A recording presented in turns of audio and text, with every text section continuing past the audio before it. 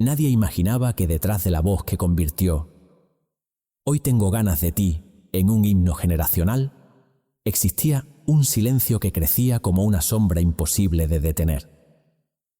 La noche en que Miguel Gallardo volvió por última vez a un escenario, sus manos temblaron apenas un segundo, un gesto tan leve que el público no lo notó, pero que para él fue la señal definitiva de que algo se había roto para siempre. Aquel brillo que lo acompañó durante décadas parecía desvanecerse mientras avanzaba hacia el micrófono. Era como si la fama esa aliada que tanto le había dado empezara a volverse en su contra en el momento más inesperado. Durante años se habló de presiones, agotamiento y un dolor íntimo que nunca quiso explicar. Se comentó sobre decisiones apresuradas, sobre discusiones con la industria que jamás salieron a la luz, y sobre una enfermedad que él mismo intentó ocultar incluso a los más cercanos. Pero nadie sabía con certeza qué fue lo que realmente empujó a Miguel Gallardo hacia un retiro silencioso que dejó a toda España desconcertada. ¿Qué verdad escondía aquel hombre que parecía hecho de sensibilidad pura? ¿Cómo un artista capaz de conmover a millones terminó luchando contra una soledad tan profunda que ni sus canciones podían rescatarlo? Lo que ocurrió en los últimos años de su vida sigue envuelto en un misterio que el tiempo no ha logrado borrar. Algunos lo atribuyen a la traición de la industria, otros a un golpe emocional del que nunca se recuperó. Hoy, después de décadas de rumores y medias verdades, exploraremos el camino que lo llevó del esplendor absoluto a un silencio que aún duele. Hoy conocerás la verdad completa. Miguel Gallardo nació en un tiempo en el que España aún respiraba bajo un clima rígido y silencioso. A comienzos de los años de la dictadura, las calles de Barcelona estaban marcadas por el control político, pero también por pequeños espacios de libertad, donde la música encontraba la manera de renacer. En ese entorno contradictorio, llegó al mundo un niño que crecería rodeado de sonidos de radios que hablaban bajito y de guitarras que pasaban de mano en mano como un tesoro familiar. Su infancia estuvo marcada por la austeridad, pero también por una profunda sensibilidad que lo diferenciaba del resto. Su familia trabajadora y discreta no imaginaba que aquel niño tímido pasaba horas componiendo melodías en su cabeza antes de saber siquiera escribirla. Sus padres lo veían pasear por la casa tarareando, observando el mundo desde una distancia casi poética. El barrio donde creció era sencillo, con vecinos que se conocían todos, con calles estrechas que parecían guardar historias en cada adoquín. Y aunque nada en su entorno señalaba un destino artístico, Miguel encontró en la música una forma de escapar de una realidad que a veces le quedaba demasiado pequeña. Durante su adolescencia, el país empezaba a mostrar pequeñas grietas que anunciaban el fin de una era. Ese cambio lento afectaba a toda una generación que buscaba nuevas voces, nuevas maneras de expresar emociones. Miguel, aún sin saberlo, se preparaba para convertirse en una de esas voces. En la escuela, llamaba la atención por su forma de escribir, por su habilidad para describir sentimientos complejos con palabras simples. Sus profesores decían que tenía un don natural, algo que no se aprendía, algo que simplemente se llevaba dentro. Un día, casi por casualidad, un amigo le prestó una guitarra. Ese gesto cambió por completo su camino. Pasó noches enteras intentando dominar los acordes básicos, sintiendo cómo cada nota le abría una puerta que hasta entonces había permanecido cerrada. La música se convirtió en su refugio, en su manera de comprender el mundo y de comprenderse a sí mismo. Mientras sus amigos soñaban con oficios tradicionales, él empezaba a imaginar escenarios, canciones, aplausos. Pero ese sueño crecía en silencio sin proclamarse, como si temiera romperse si lo decía en voz alta. A pesar de su carácter reservado, Miguel poseía una sensibilidad tan intensa que resultaba imposible de ocultar. A veces escribía versos sobre cuadernos que guardaba bajo la cama. Otras veces componía melodías improvisadas que más tarde olvidarían todos menos él. Había una energía especial en su forma de conectar con la música. Su entorno no comprendía completamente lo que ocurría, pero sí percibían que aquel joven tenía un espíritu distinto, una manera de mirar la vida que no encajaba del todo en la rigidez de esos tiempos. Con el paso de los años, empezó a frecuentar pequeños círculos musicales. No eran grandes escenarios, solo reuniones improvisadas donde jóvenes como él compartían sus primeras composiciones. Allí Miguel descubrió algo crucial. Descubrió que su voz suave y algo quebrada tenía una capacidad inesperada para emocionar. Descubrió también que sus letras resonaban entre quienes lo escuchaban, como si cada palabra llevara una verdad que los demás habían sentido, pero nunca habían logrado expresar.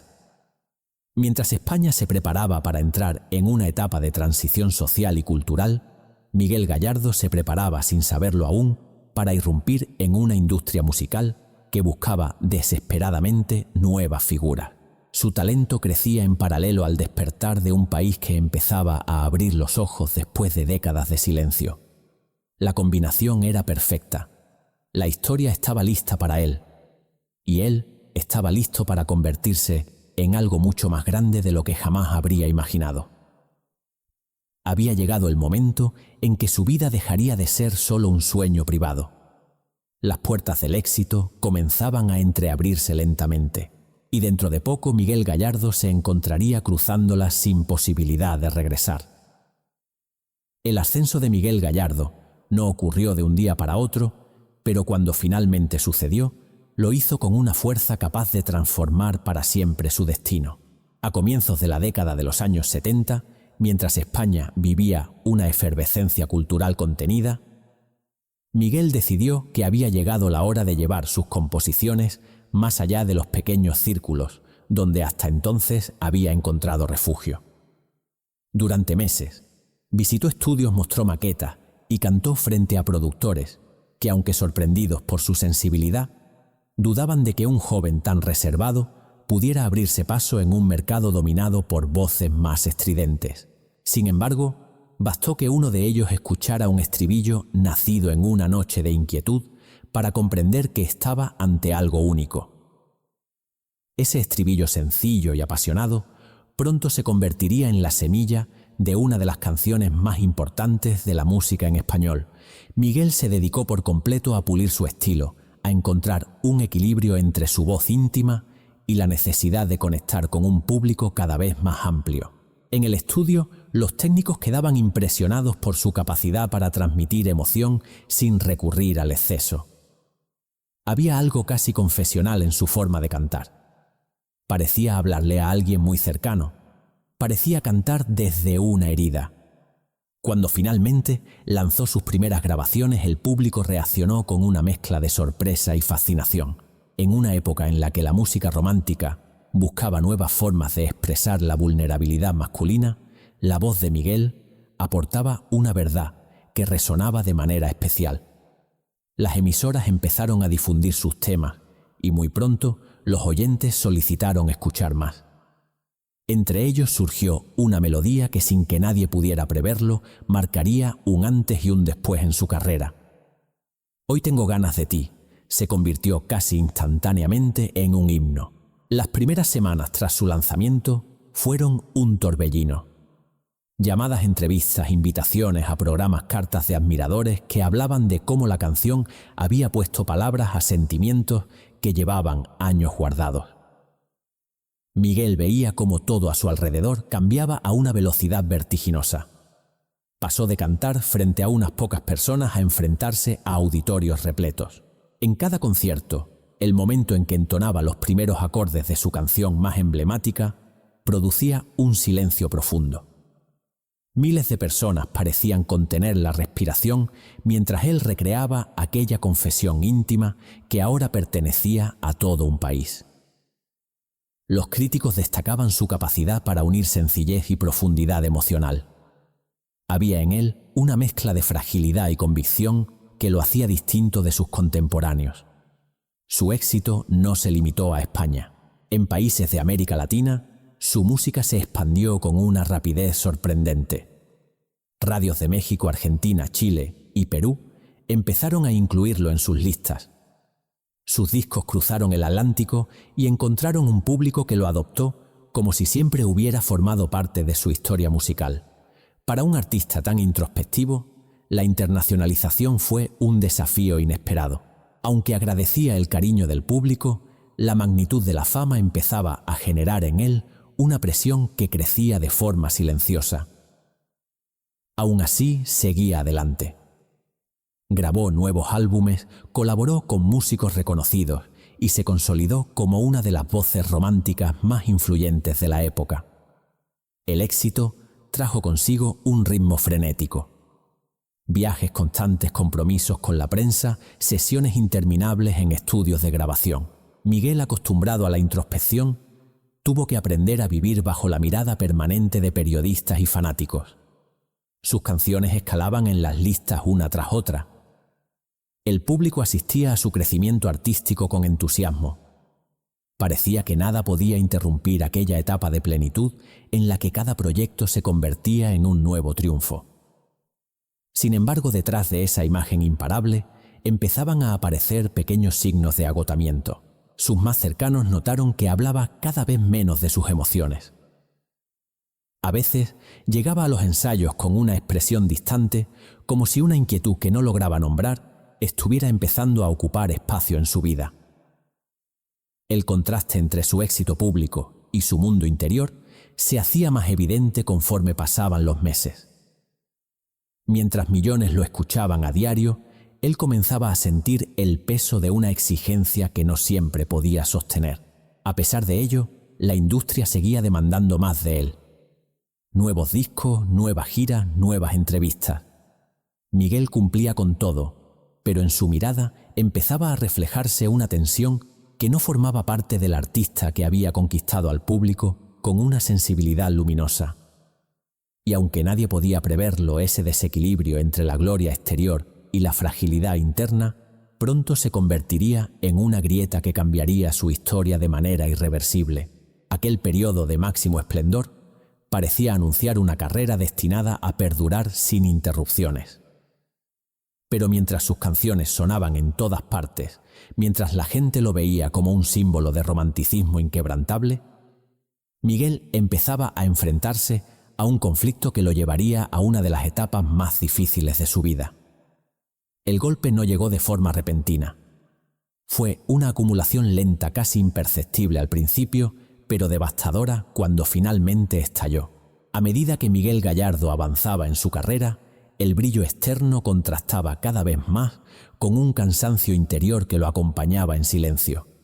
Los compromisos se multiplicaban, las expectativas crecían, y la industria empezaba a tratarlo menos como un artista y más como una máquina de éxitos que debía funcionar sin descanso. Esa presión lo llevó a una tensión constante, que aunque la ocultaba bajo su profesionalismo, comenzó a dejar marcas profundas. El primer indicio serio de crisis llegó cuando Miguel empezó a cancelar presentaciones de último momento. La prensa lo justificó en un inicio como agotamiento, un problema habitual en artistas sometidos a giras intensas. Pero las cancelaciones se repitieron y empezaron a despertar rumores. Algunos decían que estaba enfrentando un conflicto con su sello discográfico. Otros aseguraban que sufría un colapso emocional. Lo cierto es que sus allegados notaban una inquietud creciente en él. Miguel evitaba hablar de lo que sentía. Sonreía en entrevistas, pero detrás de cámaras bajaba la mirada como si llevara un peso imposible de compartir. La industria musical exigente y poco comprensiva con la vulnerabilidad le exigía resultados inmediatos. Las tensiones con productores y representantes se hicieron más frecuentes. Se hablaba de discusiones intensas sobre el rumbo artístico que debía tomar. Mientras algunos querían impulsar un giro comercial, Miguel defendía su necesidad de explorar un estilo más íntimo, más fiel a su esencia. Esa disputa se convirtió en un punto crítico. La relación con la industria se resquebrajó y la prensa empezó a especular sobre una supuesta decadencia del artista. En realidad, no era decadencia sino una lucha silenciosa para preservar su autenticidad en un medio que parecía querer arrebatársela. A ese conflicto profesional se sumó un problema aún más profundo. Miguel comenzó a enfrentar complicaciones de salud que avanzaban de manera sigilosa. Cansancio extremo, pérdida de energía, dificultades para mantener el ritmo de trabajo. Al principio creyó que era solo agotamiento acumulado, pero los médicos le advirtieron que debía reducir de manera drástica su actividad si quería evitar consecuencias graves. Esta advertencia lo enfrentó a un dilema devastador: ¿cómo detenerse cuando todo el país lo seguía admirando y esperando nuevas canciones? ¿Cómo abandonar los escenarios que le habían dado identidad, compañía y sentido durante tantos años? La respuesta llegó con una crudeza inesperada. Durante un concierto, mientras interpretaba uno de sus temas más queridos, sintió que su voz perdía fuerza. Un segundo de debilidad que él intentó disimular, pero que bastó para que se diera cuenta de que había cruzado un límite. Aquel instante se convirtió en un punto de inflexión. Después del espectáculo, se encerró en el camerino durante varios minutos sin permitir que nadie entrara. Las personas que aguardaban afuera escucharon solo un silencio pesado, mucho más elocuente que cualquier palabra. Cuando finalmente salió, tenía el rostro pálido y los ojos enrojecidos. Esa noche comprendió que su cuerpo ya no podía seguir sosteniendo la vida que la industria le exigía. Poco después, una noticia sorprendió al público. Miguel anunciaba su retiro temporal, aunque para muchos ese retiro tenía un aire definitivo.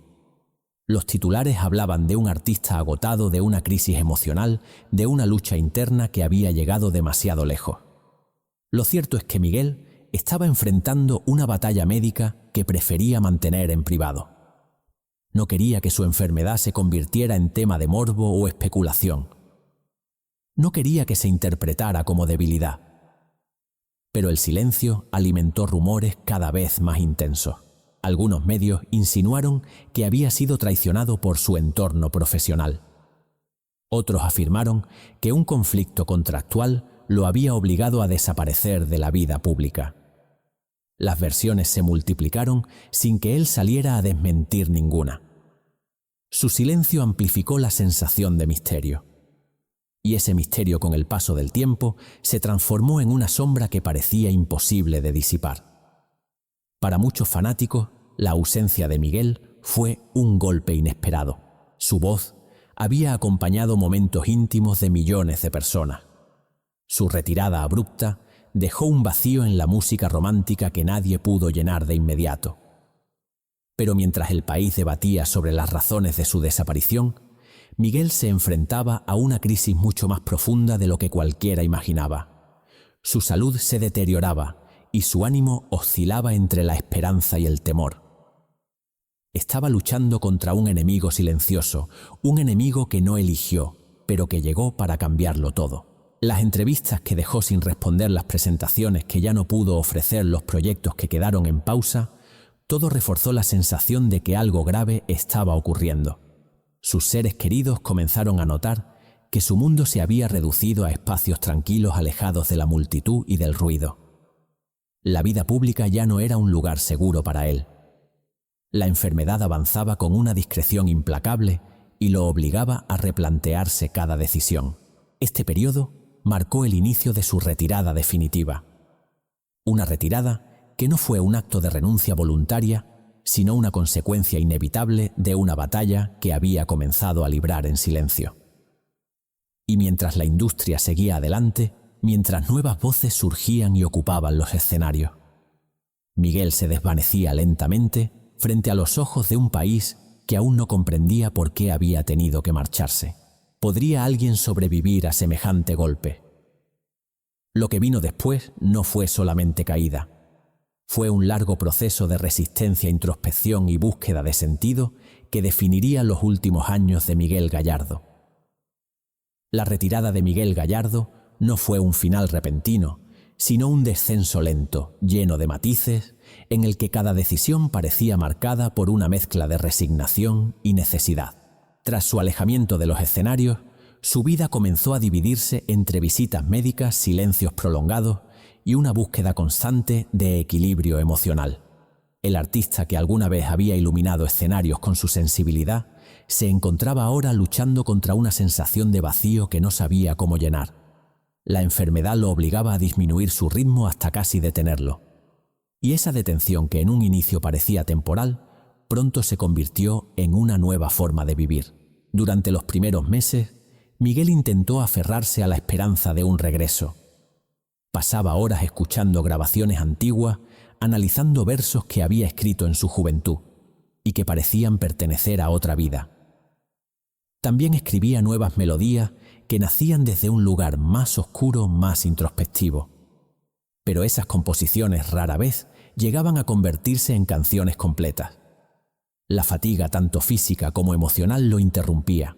El impulso creativo, que siempre había fluido con naturalidad, ahora surgía de manera fragmentada, como si sus propias emociones se resistieran a ser expresadas del todo. Aún así, no se hundió por completo.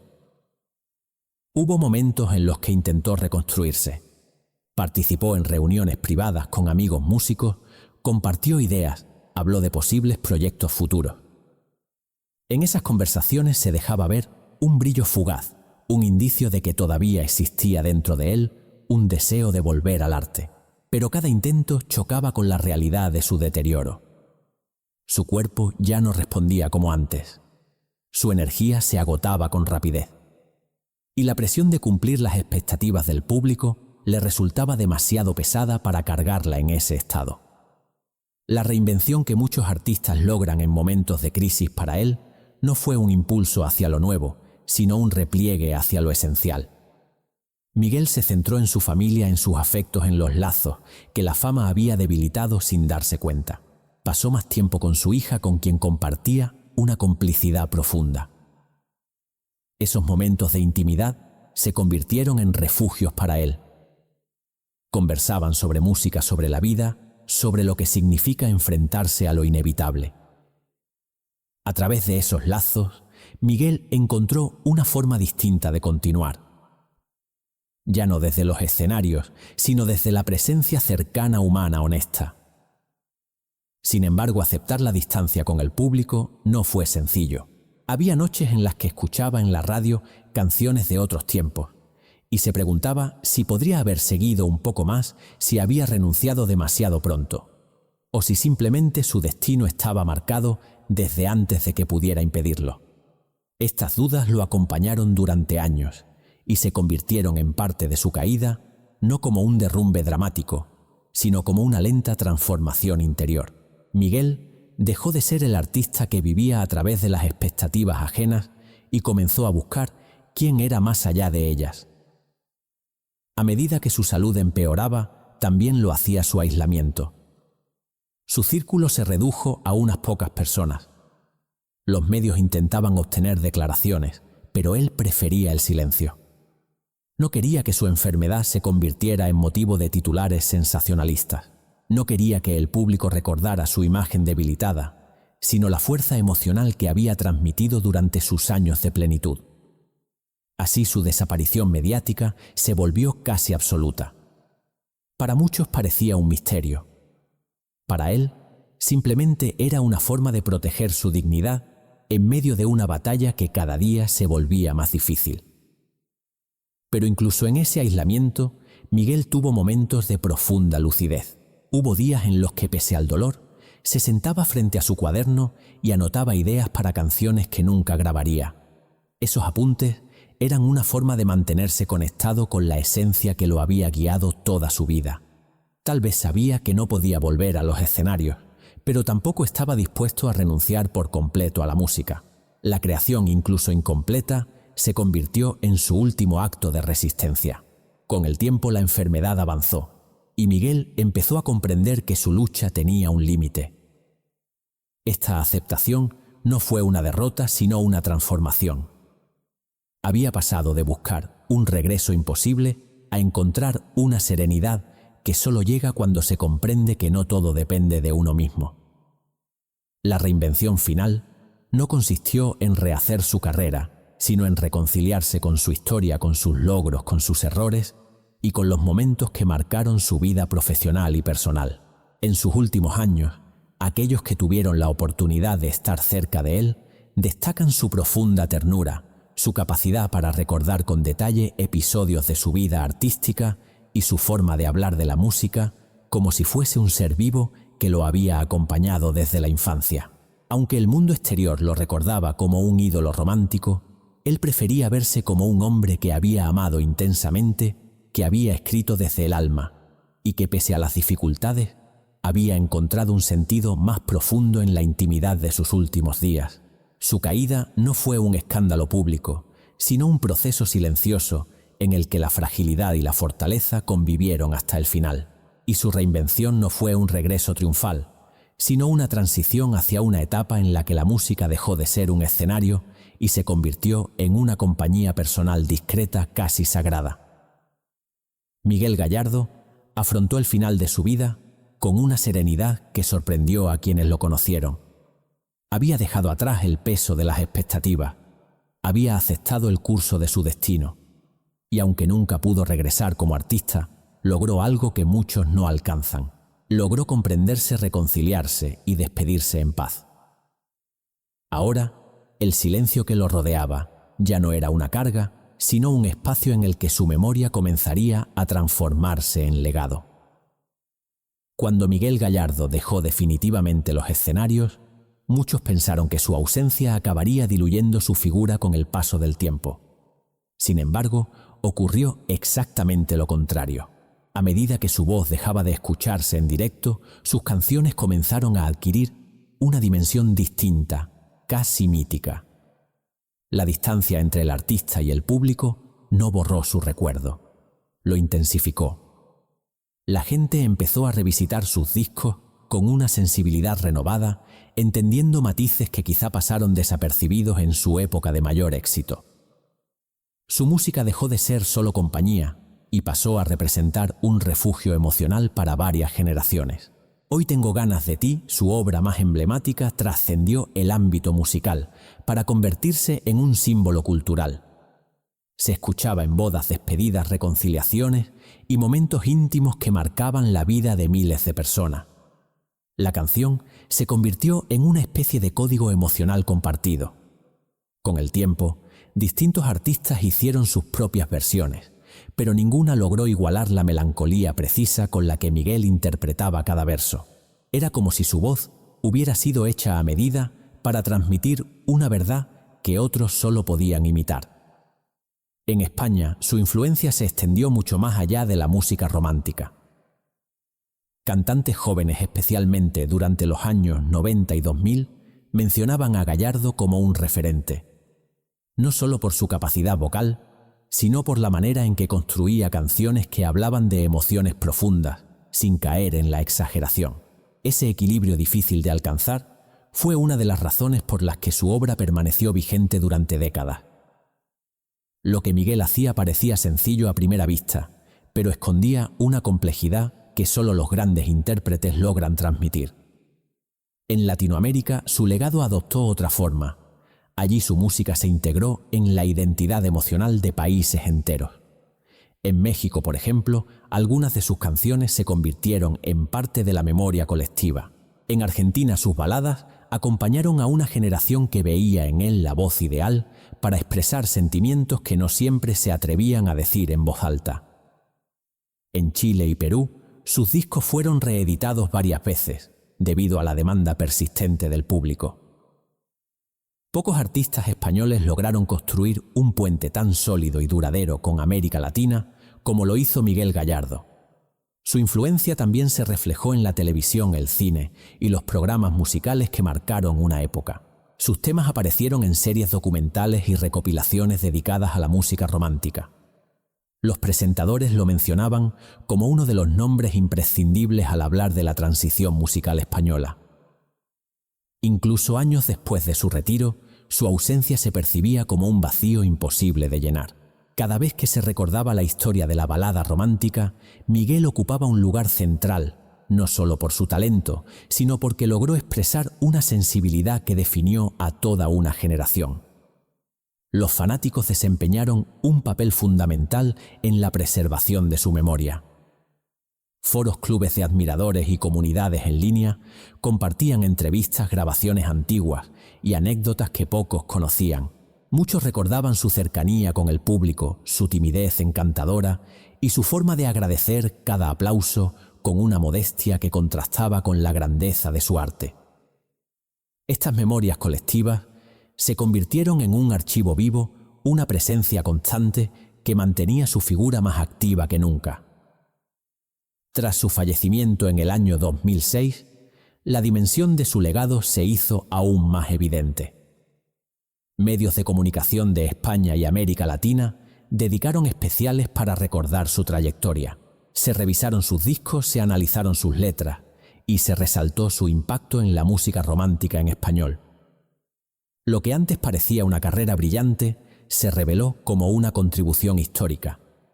Miguel Gallardo no solo fue un intérprete querido, fue un creador de emociones que cambiaron la forma de entender la sensibilidad masculina en la música hispana. Hoy su nombre sigue resonando. Cada aniversario de su muerte genera homenajes espontáneos. Nuevas generaciones descubren su obra a través de plataformas digitales y quedan sorprendidas por la calidez de su voz. Su música no depende de modas, no está atada a un contexto particular. Pertenece a esos artistas cuya obra trasciende el tiempo porque habla de emociones universales que nunca pierden vigencia. Miguel Gallardo se convirtió sin proponérselo en un símbolo de honestidad emocional. Su vida estuvo llena de luces y sombras, pero su legado permanece luminoso. Lo recuerdan no solo como un cantante talentoso, sino como un hombre que cantaba desde el alma, que convirtió su vulnerabilidad en arte y que dejó una huella imposible de borrar. Y así, mientras su figura se fue apagando en silencio, su música seguía creciendo, expandiéndose, encontrando nuevos corazones a los que conmover. La memoria colectiva lo transformó en algo más que un artista. Lo transformó en un mito discreto, íntimo, eterno. En los últimos compases de su vida, Miguel Gallardo encontró una verdad que nunca había buscado, pero que siempre había estado allí. Comprendió que la fama, con toda su intensidad, no era el destino final, que los aplausos tan brillantes y efímeros no podían definir lo que había sido su existencia. Lo esencial estaba en las emociones que dejó grabadas en cada verso, en cada nota que aún hoy resuena en quienes lo escuchan. Su historia, marcada por el ascenso fulgurante, el silencio doloroso y una despedida envuelta en serenidad, se convirtió en un relato profundamente humano. Un relato que habla de fragilidad y fuerza, de belleza y pérdida de todo aquello que hace que una vida, incluso con sus sombras, sea extraordinaria. Miguel no fue una presencia estridente, no buscó ser mito, y sin embargo, el tiempo lo elevó a ese lugar reservado para quienes, sin pretenderlo, logran capturar la verdad más íntima del corazón humano. Allí permanece, en cada persona que encontró consuelo en su música, en cada historia que volvió a tomar sentido gracias a una canción suya, en cada memoria que revive cuando su voz vuelve a sonar. No fue una estrella fugaz, fue un mito eterno en la memoria de España. Y si quieres descubrir otra historia igual de sorprendente, mira ahora el siguiente video recomendado que encontrarás en el primer comentario y continúa explorando los secretos y las luces ocultas de los grandes iconos de nuestra música.